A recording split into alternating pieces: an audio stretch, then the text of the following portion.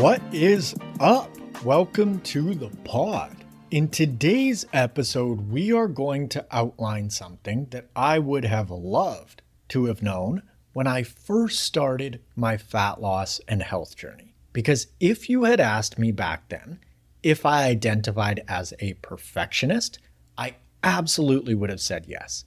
However, I see perfectionism in a much different light now. But first off, let's get clear on our terms. What is a perfectionist? The dictionary definition is a person who refuses to accept any standard short of perfection. Sounds pretty self-explanatory, right? However, the more and more that I've thought about this concept over the years, the more and more I've realized that I had been completely misunderstanding it. Now, there are two primary ways in which the perfectionist type plays out. And one we can label the paralysis type, and the second one would be the tire slasher. So let's cover paralysis first. When I was 60 to 65 pounds heavier than I am right now, I was looking for the perfect diet to follow that would get me to my ultimate goal. And it had to be quote unquote optimal, because anything short of a perfect approach just wouldn't suffice.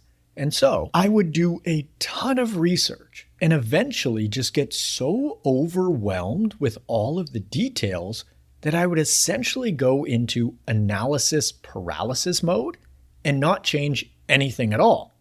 I would always tell myself that I would start tomorrow or next week or next month because I had to gather all of the information before I could move forward. Looking at it now, I can see that this was quite literally the opposite of perfection, because what I was doing was not working, and I knew that. But at the same time, I would let myself get so bogged down in the minutia that I wouldn't take any action at all. And so what this taught me was that I was deceiving myself. When I said that I wasn't taking action because I'm a perfectionist and I needed to discover the optimal approach first and foremost, the truth was that I wasn't taking action because I was a procrastinator. The kicker is that telling myself that I was a perfectionist was a lot more palatable than saying I was procrastinating. And this makes sense, right? Because continuing to do what I was doing was going to result in the same outcome, of course. However, I would essentially busy myself with research and thoughts of taking action, but then never actually do it. And the obvious question becomes, how is that anything even close to perfect? If I truly had a perfectionist tendency at that time, just like the definition says, I would refuse to accept any standard short of perfection. And doing nothing is as far from perfect as I could possibly get.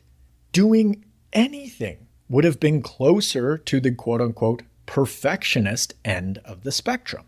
For example, how did I expect to find out what a quote-unquote perfect approach was for me without actually implementing something and giving it a go? That would be like trying to figure out the perfect type of woman that I wanted to date without actually going on any dates. I'd have to date in order to discover in real time what I liked, what I didn't like, what my non-negotiables were, etc. And that is part of the process in terms of progressing towards quote-unquote perfection. And so the truth is that a real perfectionist is consumed by action until the end result is something that they feel satisfied with.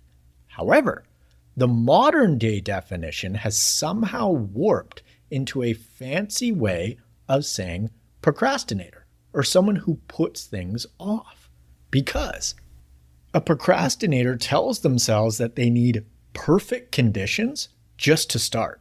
But those perfect conditions somehow never present themselves, and so they just spin their wheels and remain stagnant. Again, I'm speaking from personal experience. I did this for way too long. I also remember always feeling slightly anxious or unsettled because I actually felt pulled to take action intuitively, but refused to. And therefore, I felt like I had this dark cloud looming over my head, which was that thing that I claimed to want, but wasn't doing anything to get any closer to. And here is the most interesting part about this. Action ends suffering. Meaning, as soon as I would take action in some way, shape, or form, I would experience a massive sense of relief because that dark cloud would lift. And it would lift because I was actually doing something. Even if it turned out to be the wrong fit for me personally, I always ended up learning. And at the very least, I could then check that approach off the list and know that I had one less thing to try. That is progress, meaning that got me closer to perfection than I was before. A lot of my clients have experienced this in the sense that when they make the decision to work with me, they feel a huge weight lift off of their shoulders simply because they know that they are actually doing something about an area of their life that they're unsatisfied with. That is super empowering. The second type is the tire slasher. Eventually, I did decide to take action and implement what I thought to be the perfect approach at that time. And then I would ultimately always deviate in some way, which totally makes sense because no one is perfect. And as a result of this deviation, I would then just say, fuck it, and go completely off the rails. For example, I would tell myself that I was going to eat absolutely perfectly, 7 days a week, with no indulgences, no treats, no booze, and the list goes on. And I typically wasn't able to adhere to that pie in the sky ideal for very long because who can?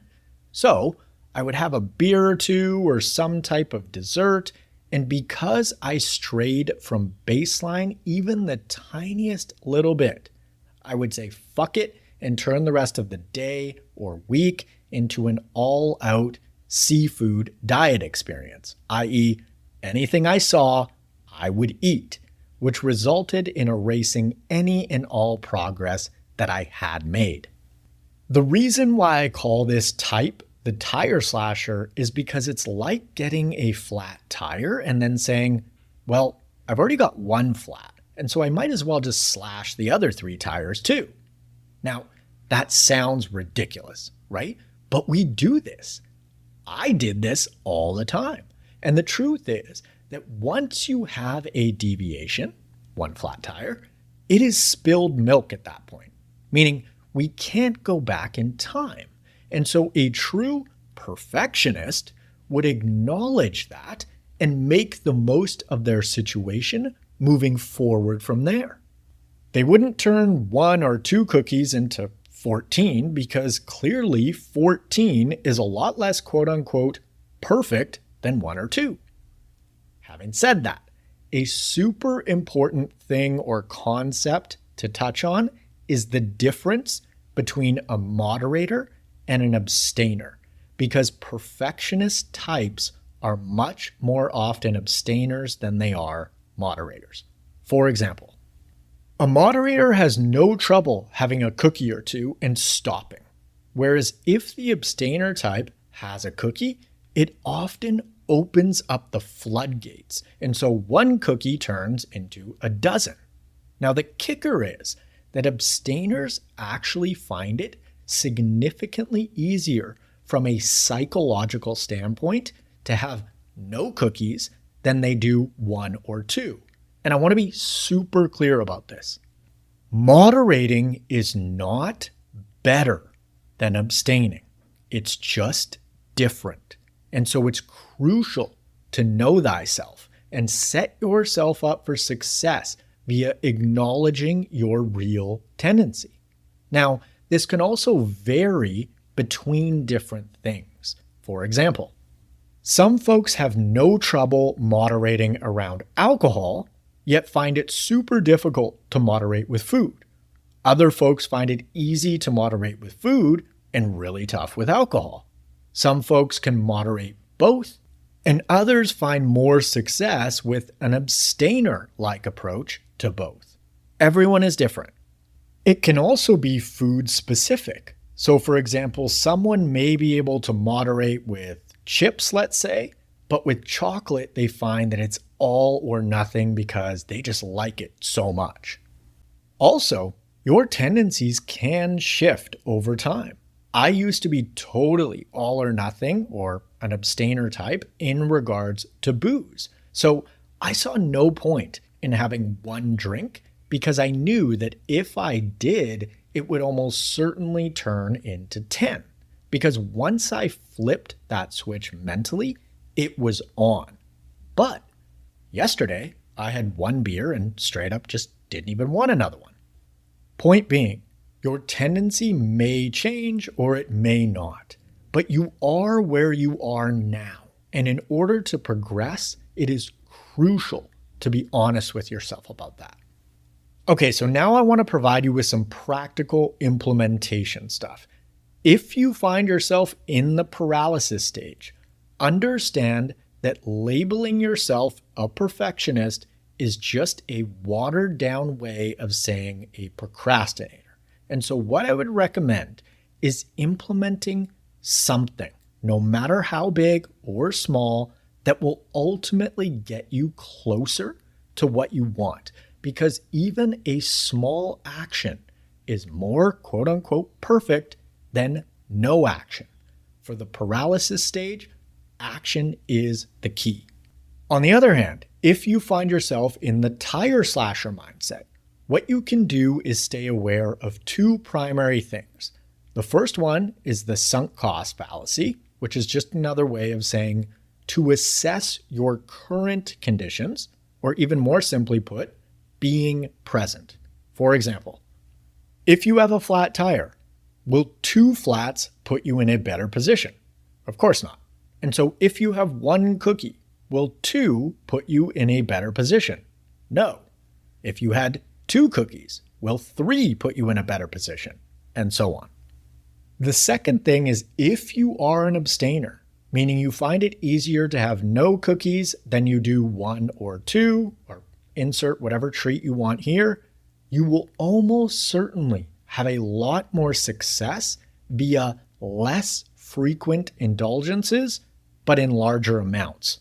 For example, if I know that for me 1 cookie ultimately results in 10, I can indulge in cookies, say once per week or once every couple of weeks, absolutely guilt-free, and still reach my goals with all other things being equal. And I really want to hammer home that moderating is not better than abstaining, despite society putting moderation up on a pedestal. For example, what's better, having 1 cookie per day for a week or having no cookies for 6 days and then having 7 of them all at once? It's literally the exact same weekly outcome. Where abstainers really run into trouble is when they constantly hear that they need to be able to moderate. And so they try and they're like, okay, I'm going to have 1 cookie today and only 1 cookie. And then 1 cookie ultimately turns into 8. Shocker. They beat themselves up, make themselves wrong, think that they're somehow flawed, try to have 1 or 2 cookies again 4 days later, crush another 10, and on goes the cycle. Point being, not everyone is a moderator, and that is perfectly okay. You are not broken. You're human. Humans are opportunistic eaters that evolved in a food-scarce environment, meaning if you can moderate with hyper-palatable, ultra-processed foods, you are the exception, not the rule. And that couldn't be more clear, being that it's reflected in our current obesity rates that continue to skyrocket. Okay, let's sum things up and create some super clear takeaways. For paralysis, take action now because nothing happens without it. And if you make some mistakes, that's probably exactly what the doctor ordered. That is how we learn. Action ends suffering. For the tire slasher, be honest with yourself about your tendency in terms of moderating or abstaining in general and or around certain foods. And lastly, don't let perfect be the enemy of good, because folks that make good food choices consistently get results. I've never eaten, quote unquote, perfectly, and neither have any of my clients. If you're interested in applying for one-on-one nutritional coaching and or workout design with me, you can click the link in the description below or head on over to n1fitness.com/coaching. If you're liking the pod, feel free to leave it a review on your favorite podcast platform, if you'd like to, of course. And you can follow me on Instagram at N1Fitness, on TikTok at the N1Fitness, and on YouTube at MarcusSadu/N1Fitness. If you want to stay up to date on the newest episode releases, you can hit the subscribe button. Thanks for tuning in. I hope that you found this episode useful, and I will catch you on the next one. See ya.